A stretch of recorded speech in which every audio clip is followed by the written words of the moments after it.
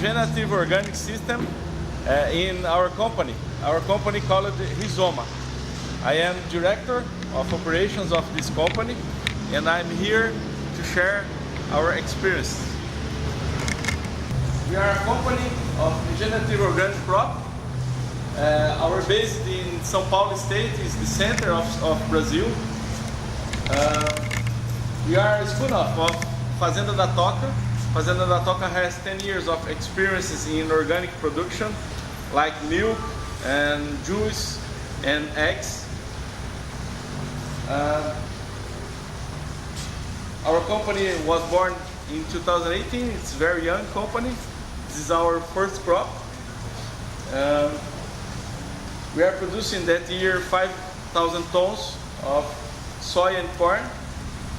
We have about 1,100 hectares of regenerative organic production that year.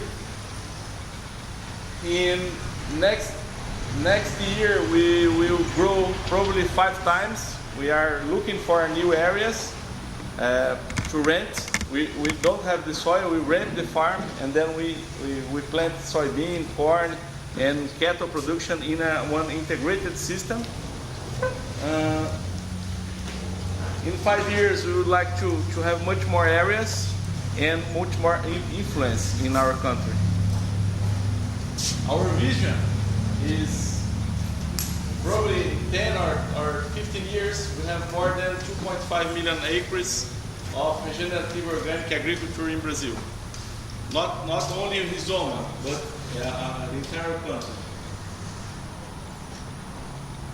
There's a way to farm that is good for the environment and very profitable. Our company, our view, it's a regenerative agriculture. We are ecologically conscious, retain water, sequester carbon, build biodiversity, like more benefits insects in our area. Human handling, socially responsible, and economically viable. This is one of our systems. I don't know if we're looking very well, but here we have eucalyptus, bananas, and lemon. We have 2 years old of this block.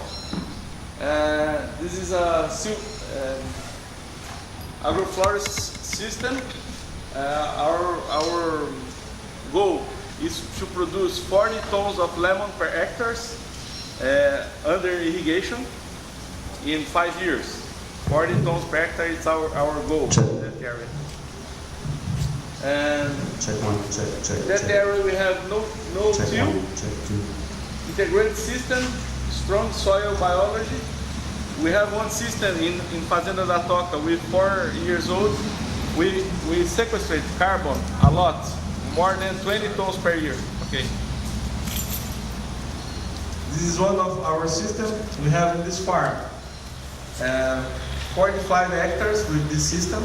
We put one line with eucalyptus, bananas, and lemon, and in other line we have mogno and lemon, and we would like to produce in 5 years, like I told before, 40 tons of lemon per hectare.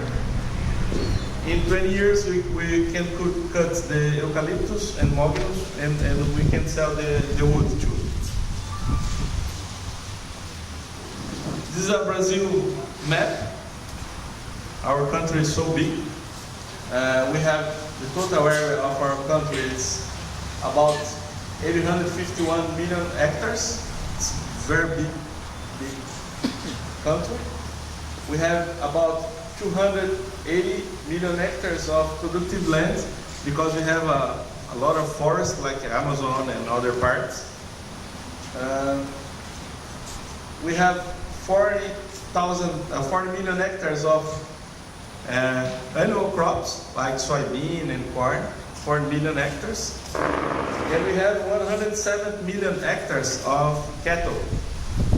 But you have only 200 million cattle. you can see we have very, very low density of cattle per hectare. And we can change that using the integrated system with forest or integrating grains and cattle.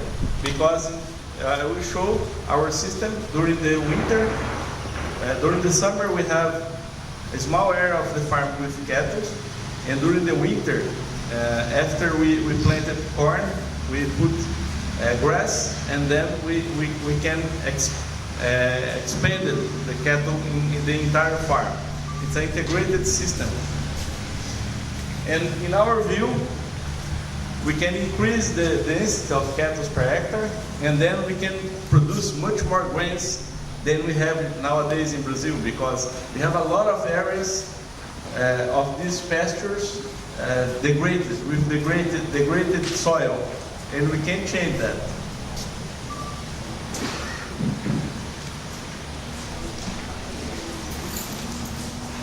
This is one integrated crop livestock forest. We can produce row crops or only forage, and during the summer, and then in the winter time, we can expand that for other areas.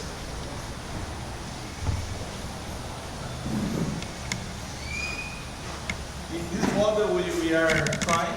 We use only 30% of the land for cattle in this silvopastoral way, and another 70% of the area we produce corn and soybean during the summer, and during the winter we have problem in Brazil. We have a winter with low rain, and the grass production is so low. And then we have high density animals per hectare during the summer, but during the winter with cold weather and with drought period, we reduce this number, and we need more areas to put the same animals, and we have 30% of the land. For example, during the summer we have 6 animals per hectare. During the winter we need to reduce that, less than 2 animals per hectare. And then we need more area to put these animals. And then we put these animals in the areas we have during the summer, corn and soybeans. This is an area with Tocas farm. In the line we have mangoes and bananas and eucalyptus. In the last, from 2013 until 2017, we captured 48 tons of carbon per hectare. It's about more than 10 tons of carbon sequestrated per hectare in that area.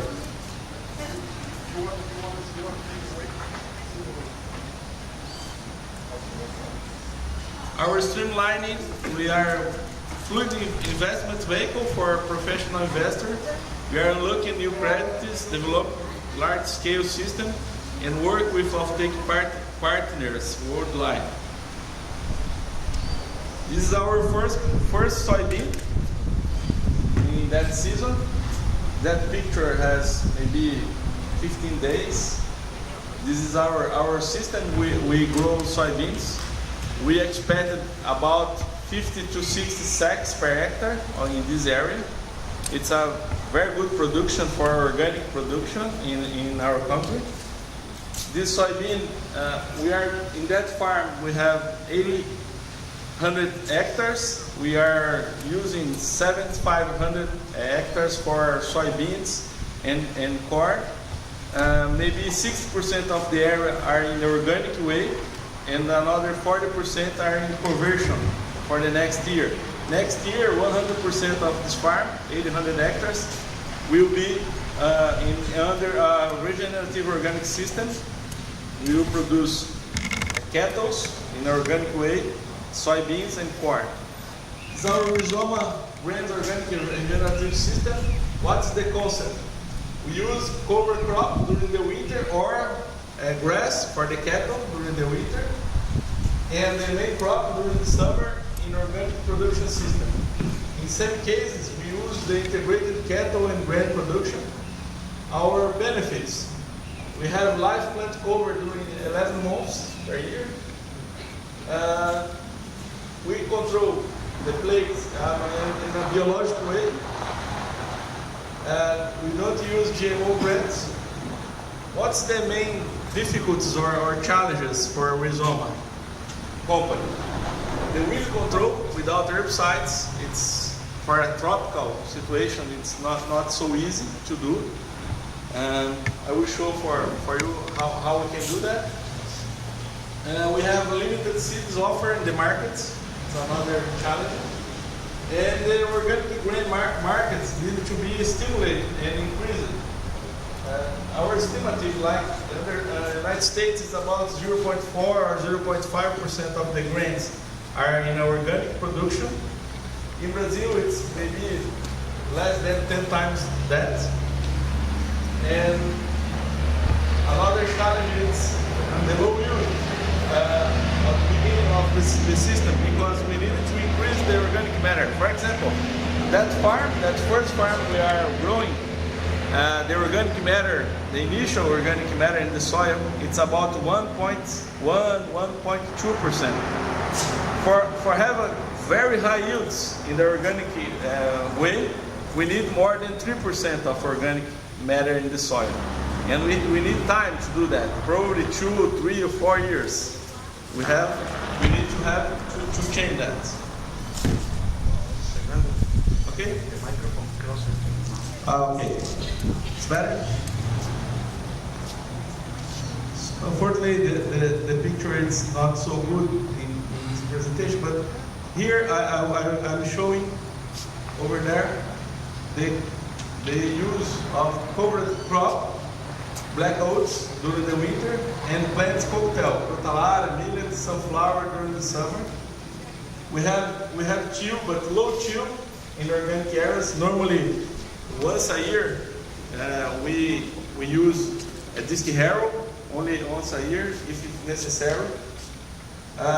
We use herbs because we need 1 year without any chemicals to convert one area to organic in Brazil. For exportation, it's necessary 3 years without herbicides or insecticides. We use integration and grain production in a good way in areas without good weather conditions for the second crop. It's important. And here we use modern tractors and equipments like the regular production. Another thing, we use precision farming concepts. It's so important. And plant lines are planted first in the offset. Over there in the left side, we can see the map of the farm. That farm I told we have 100 hectares. And our lines of the blocks are planted in the offset before we planted, using GPS, tractor with GPS and machine. We can see here in the planted. The tractor, we were planting here seeds of soybeans in one cover without herbicide. We cut the cover and then we planted. But it's not so easy like I'm showing here. It's small blocks. Maybe we have that year 10 or 15 hectares, and the next year we will increase more. Because the regular organic production, we need to use disc harrow. But we are trying to develop cover crops to only cut the cover crops, and then we plant it with this system directly here. We have the cover crop, and then we can plant it. It's our system we are trying to do. This soybean here, the potential is so good. But we need more time to increase the organic matter in the soil. And here we are carbon balanced soybean. Without coverage, we increase the carbon in the atmosphere 1.4 tons per hectare, the first one. And if we use cover and no chill, we can reduce 6 tons of carbon per hectare. In our system, using 1 disc harrow per year, we reduce the carbon 5.6 tons per hectare. No chill is better than using disc harrow, but without coverage, Without coverage, we are increasing the carbon in the atmosphere. With no chill, or in our model, we are reducing about 6 tons of carbon equivalent per hectare per year.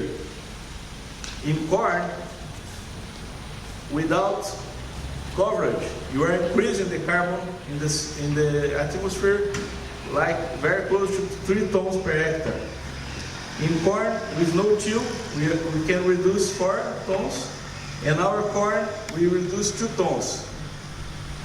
The no-chill with coverage plant improve the organic matter. Besides carbon sequestration, our regenerative system reduce the chemical herbicides we don't use, insecticides, fungicides, improve the water quality, and we stimulate the biodiversity.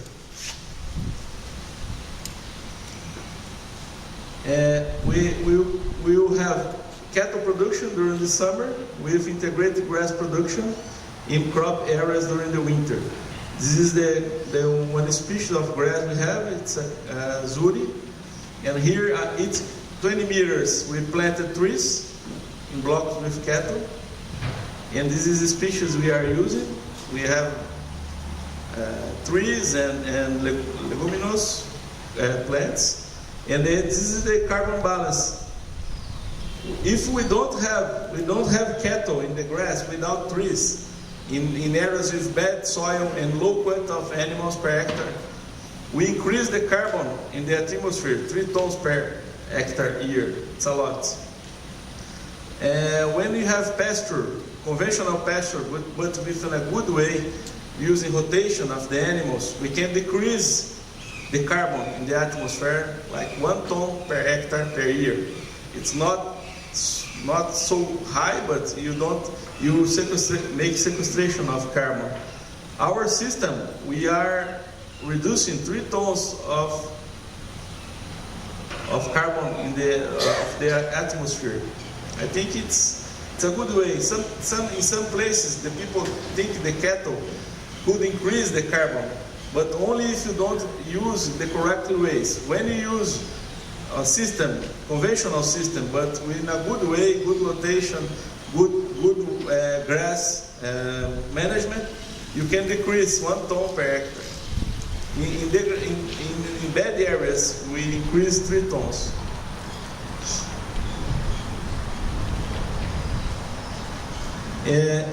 Another model we are trying to produce, it's a system, agroforest lemon system.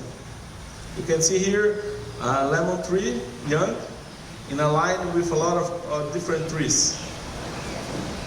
This is our model, lemon, trees, and annual plants. Our concept is this lemon, combining trees, bananas, eucalyptus, and mahogany trees. The benefits: we increase nitrogen, phosphorus, and potassium by the system. We've reduced the external necessity because these trees here is like a pump of phosphorus and potassium from the deep soil to the surface of the soil. We have biodiversity, attracting pollinators, balanced plagues, and natural enemies. It's not so easy to do that in areas with Huanglongbing, it's greening disease, because we have pressure. I will show tomorrow our citrus production in Brazil.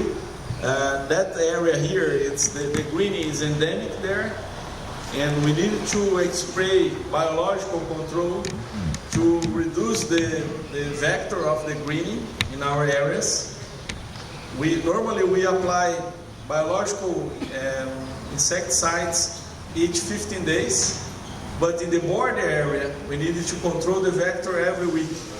It's a terrible disease, the greening, and tomorrow I will show how we can do that, how we can maintain low rates of greening in one block. But it's a challenge for a regenerative organic way to produce lemon. Mainly when you have small blocks. When you have small blocks, our block looks like a border area, and it's difficult to control the disease when you have small blocks. The only way is to to have a cooperative system with small or medium growers to reduce this pressure of this disease. This system increases the water retention and nutrient cycling, improve the better deep root system. We have economic diversification. It has some difficulties or challenges. HLB vector control. We use biological control and natural enemies. It's an insect called Tamarixia radiata. We can put in the system with this biological control we use. Increase the labor because we don't use herbicides. And then we have a lot of weeds in the line. And we need to remove manually these weeds, and we increase the labor costs. In the use of oranges in this system, because we have poor tools for the process mite control. The conclusion of my presentation here of this, our company, Rizoma, Regenerative Organic Company, we have production of soybeans, cattle, and lemons. This season is our first production. We will produce about 5,000 tons of soy and corn and 260 cattle. Although it's a constant of our project there,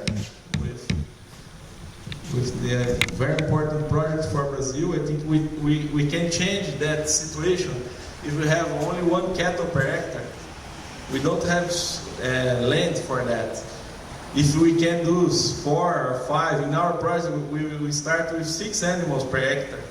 We can do much more than we are doing in cattle production in Brazil, and we can release a lot of hectares for using soybean, corn, because the cattle production system in average it's very low in terms of density and really a lot of people in our country have cattle to waiting the land, increase the price to sell and then buy in another part and waiting for the crops to go and then sell and go to another areas.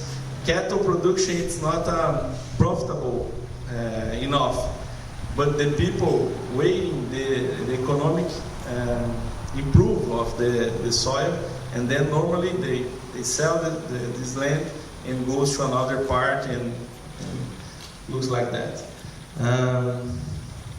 Our system increases soil carbon, like I showed before, because Fazenda da Toca, we have these blocks with 4 or 5 years old of integrated system, fruit and trees, and we have the initial soil samples, and every year we are monitoring that, and we are increasing from 1.1 to 3.5–4% of organic matter in this integrated system.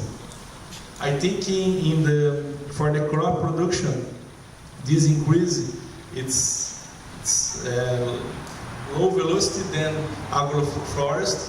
In agroforest we can put much more organic matter each year than in annual crops, but we can do that in the annual crops too, using this integrated system and the plant of coverage. The main challenges for grain production in large scale is the weed control, and low quantity and quality number of seeds. For lemon agroforest system, the main challenge is related to HLB biological control and the labor for line weed control. Like others regenerative organic Brazilian products like organic eggs, we believe the demand should increase in the next few years. For example, the owner of Rizoma company is the owner of the Fazenda da Toca too, and we produce there, I think it's 50,000 organic eggs per day in this farm. The total amount of the organic market share for organic eggs in Brazil, it's about 0.5%. In other parts of the world, like in Europe, for example, it's about 4 or 5%. But we are increasing our production like 40% per year. We have only 0.5, but we're increasing a lot. I think could be a good business for Brazil. In Fazenda da Toca, we are very profitable in terms of eggs production there, and I think it's that one. I'm open for questions if you have, and again, it's a pleasure to be here and share our information with you. And we hope that next years we can go and we can show for you the results of our company in the future too. Thank you very much.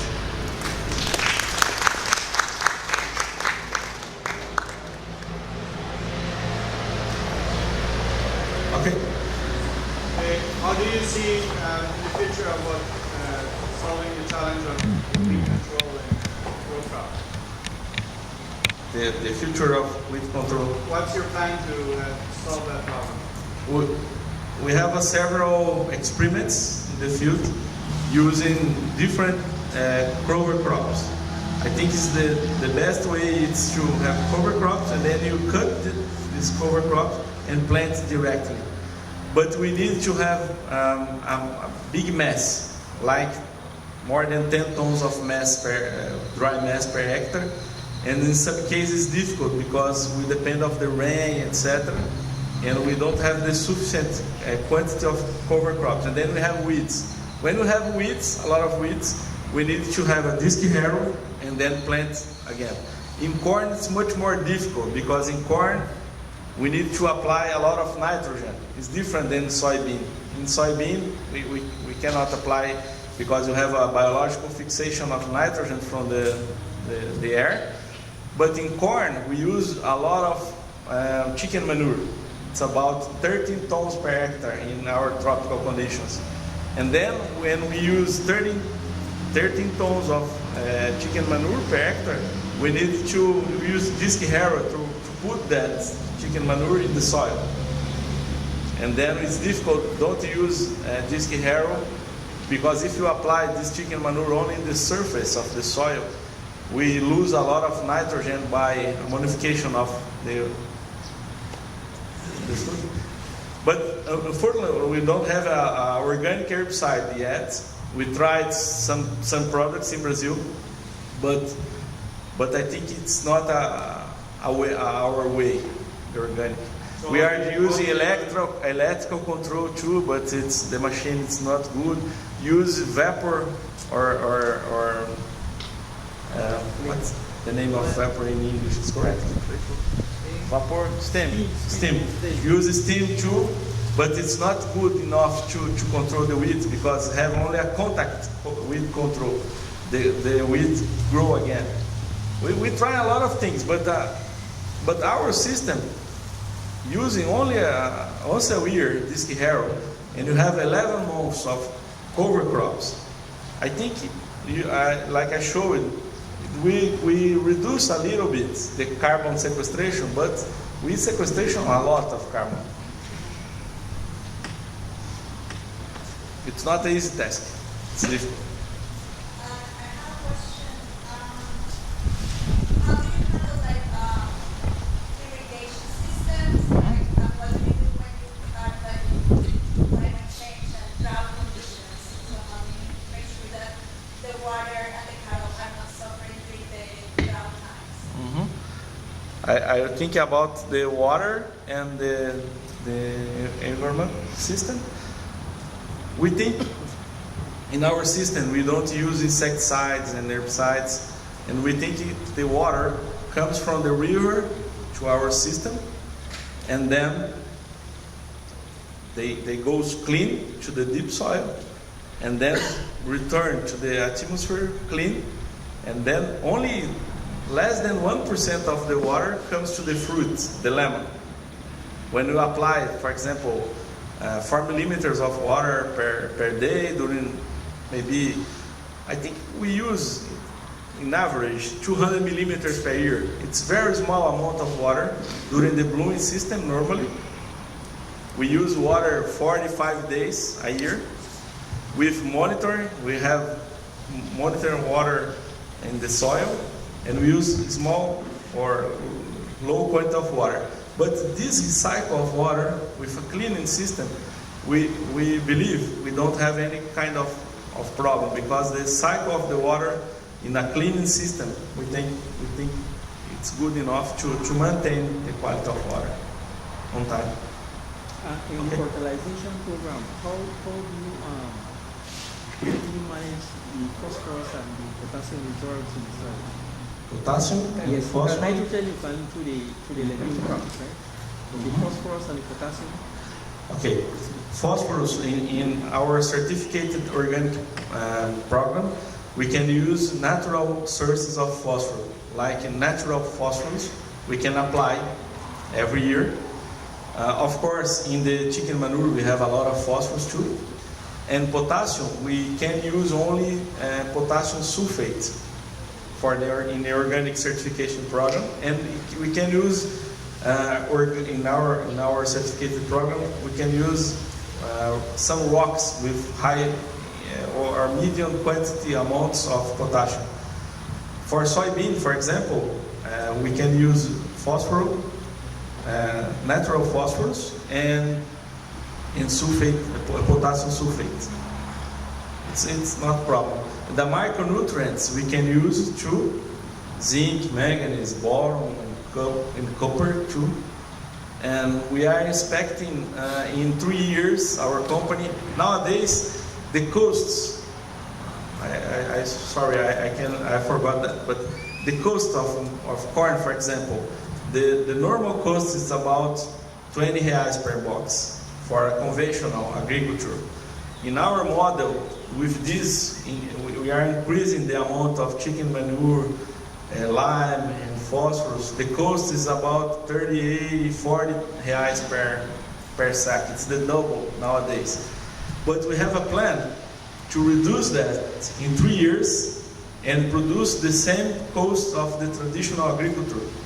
Because nowadays, for example, you go to a supermarket and the regular egg costs maybe 4 or 5 reais for 10 eggs.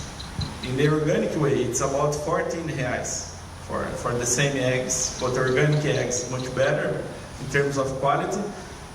But in time, we need to have some tools to reduce these costs. We are trying to do that. In corn, for example, in 3 years, we will have the same cost. What we are doing, we are constructing new machines, mainly for the weed control. Because in some cases, without herbicides, when we will crop the one corn, for example, we have a lot of weeds, and we need to use labor manually to remove these weeds before we harvest. It's impossible in one agriculture organic. And then we are developing equipments with big tractors, and we have discs to control the weeds until the corn they have 1.5 meters or something like that. And then we don't use labor. And we will reduce the production, the cost production, and we are increasing the yield. Last year, the corn in Fazenda da Toca, the production is about 80, 90 sacks per hectare. In the regular production, not organic, it's about 140, 130. And we are decreasing the costs and we are increasing the yield. And this balance we can produce in 3 years with the same price of the regular production. Dr. Fernando, thank you. Insect control, how do you manage it? In organic certificate program, we have a lot of products we can use for insecticides, biological insecticides. For example, in soybean, we have products we are producing inside the farm. We call it that on-farming production, and we can multiply a lot of products inside the farm. If you like, I can pass for you the name of all products we have, and it's not a problem nowadays. We can use, for example, for disease in soybean, we can use copper. For insect control, we have one, I don't know the exact name in English, but in Portuguese it's Chromobacteria plus Bacillus thuringiensis, and we can control a lot of insects. It's not a big challenge, the vector control. For me, the big challenge is weed control. But we have a protocol with these all products, and we can share. We can share with you. Okay. One question. Question. Have you all looked into the possibility of allelopathic crops for weed control? Yes, we can use allelopathic crops, but we don't have nowadays some experiments with that. And also the use of tannins, also use of plant tannins can be used for weed control. I think it's possible, but we don't try yet that system. Can you use, in your program, can you use ammonium sulfate for nitrogen and sulfur sources? No. We can use any kind of nitrogen from petroleum. Okay, where do you get your nitrogen sources from the corn? The nitrogen comes from chicken manure. Don't you have a problem with the oversupply of phosphorus if you use chicken manure? Not yet, no. Do you think that will be a problem in the future? No, because our soils is so poor in phosphorus. For example, we have very, very old soils in Brazil. It's different than some parts of here, Central America and United States. Our soil is so poor in phosphorus, like 3 or 4 ppm of phosphorus when you start. After 4 or 5 years using chicken manure, we have maybe 40 ppm. It's low amounts. It's not so high. No problem. My question is, you use black oats, you say, for building the black oats, right? Is there any environmental condition that you need for the black oats to be functional in your system? And for example, here we don't have any low temperatures. So what would be your recommendation for several cover crops that we can use in corn and soybean systems here in the US? Where we can't depend on cool temperatures to help us with controlling or doing a winter kill or cover crops. Understood. The main challenge is related with the rain amounts. For example, that season during the winter we have very drought in Brazil, and we try to establish these cover crops, but without rain, without irrigation, we can grow a lot. And then we have weeds and cover crops. When you planted cover crops and you have rain, you have cover crops very easily because you use a very good planting system with machines. We planted normally 17 centimeters for each row, these cover crops, 17 centimeters. We apply 20 or 30 kilograms of these cover crops per hectare, and then the cover crops grow very fast. Our challenge for Brazil conditions is rain. I don't know here, we need to know more about the climatic conditions here to make some suggestion, but after or during the lunch time we can make a conversation with, and we know exactly the weather here, and I can make some suggestions. Okay? Sorry.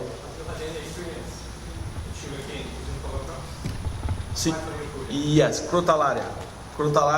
When we have a lot of organic sugar production in Brazil. We have one big mill in São Paulo State called São Francisco Mill.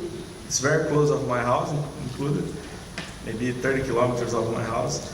They produce maybe 20,000 hectares of of sugar cane in organic way. In other states, called Goiás, we have more 2 mills there. One mill called Goiasa, and another mill, I forgot the name, but they have more 30 or 40 tons, 40,000 hectares with sugar cane in organic way. But in sugar cane mill, it's very easy because you have vinhaça, I think the name in English, vinhaça? Vinhaça from the mill, yeah.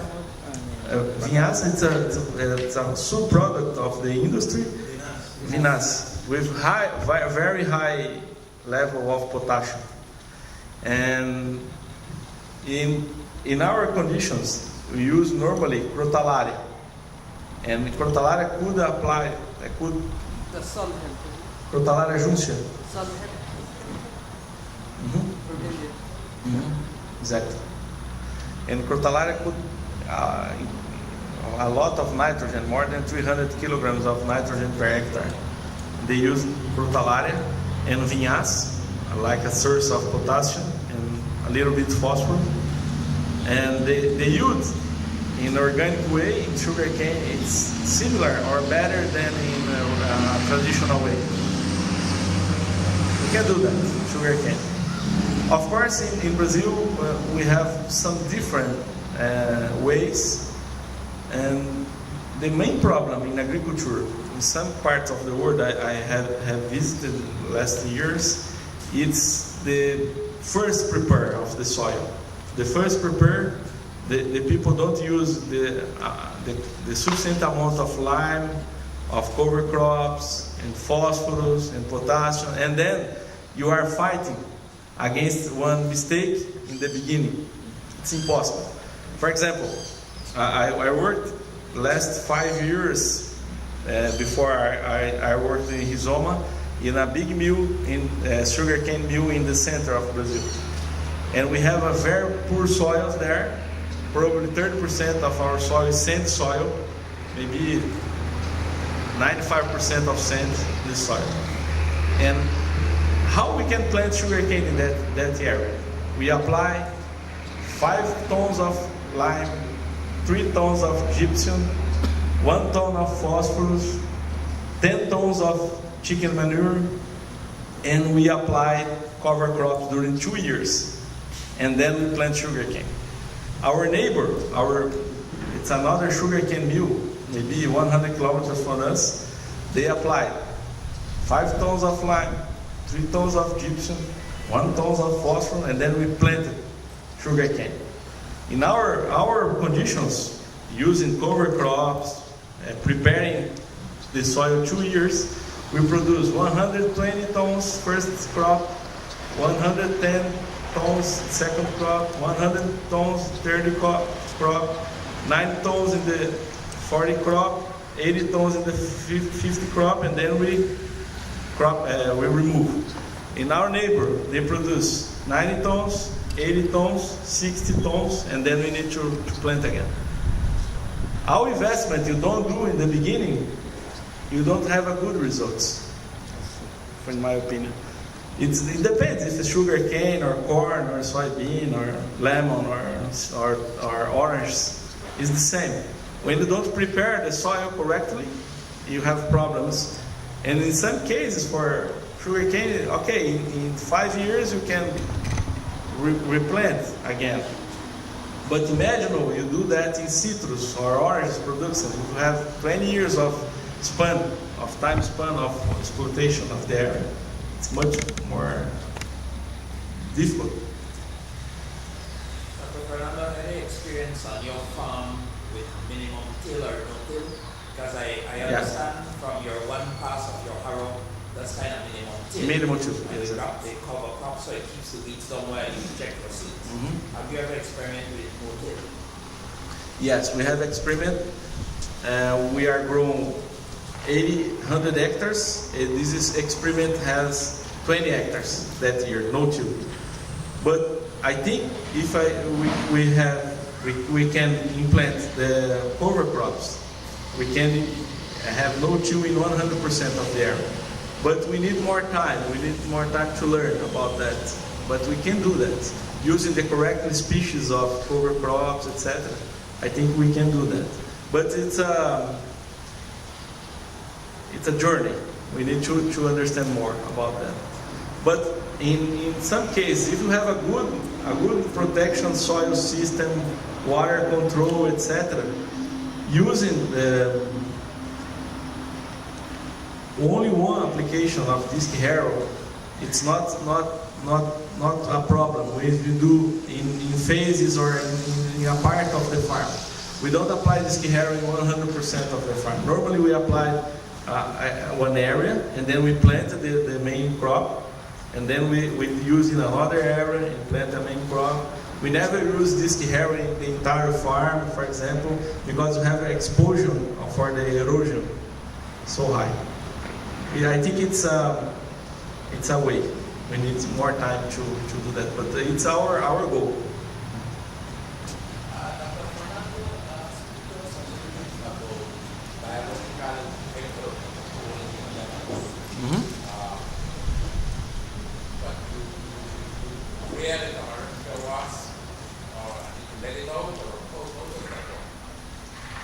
In terms of biological control? Yes, Well, in the lemon.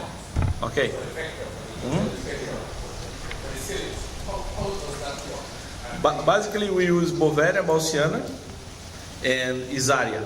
It's two different products, and you can produce that in the farm. But in our case, we bought that from the biological company, and we use that every 15 days. We use normally Bovaria, and after 15 days, we use Isaria. And we use Tamarixia radiata. We have some labs, they produce Tamarixia radiata. It's an insect that kills the insect, the Diaphorina citri. It's a vector of the HLB, the greening. Using that, we are maintaining low rates of vector inside the farm. But the problem is we have 20% of infected plants in São Paulo state of greening. And then the insect, Cahir, with us, 65% of the insects carry the bacteria inside the body.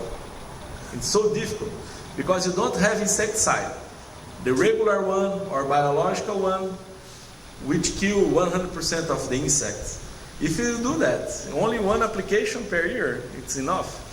Our products don't matter if biological or regular one. Control normally 80, 85, 90% in barrier conditions. You have 10% without control. And then why it's necessary government or for greening, everyone needs to have remove infected plants. If you don't have remotion of the infected plants, it's impossible to win this war against the green, in my opinion. I saw that in Cuba, I saw that in Florida, United States.